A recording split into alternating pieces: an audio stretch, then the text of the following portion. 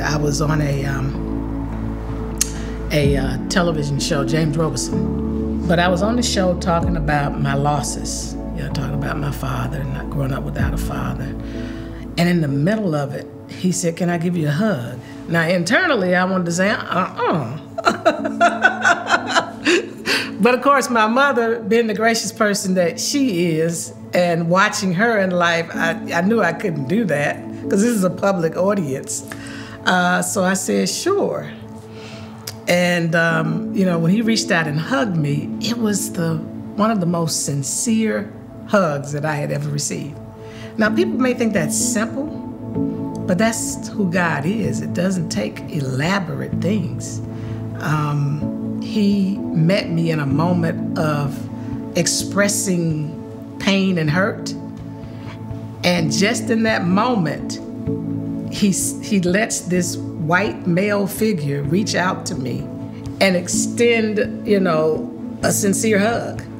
And it began to release some things in me and started me on a journey of letting go, of recognizing, what God had done for me, to forgive me, and that I should not hold things against people. And then, more importantly, to not do, the broad stroke, all. So if something hurts me or someone, I shouldn't go and now target all people of that particular ethnicity, race, gender, whatever the case might be, because it's unfair. Looking at my own journey and how I ended up and what I had to process through to begin to love me and love me in spite of things I don't like about me. I was able to look at this other person and say, well, the same way I came through some experiences that kind of shaped me, they took me through some experiences that shaped them early on in life, then they became an adult. And now they're living out of this, and nobody has shown them another way.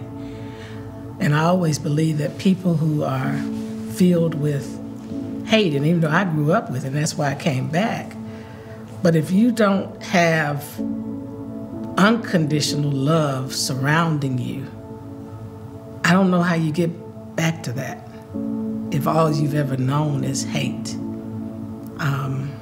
Love has to come there. And so that moment was like, even though he's not my dad, that was like my dad in that moment. Yeah.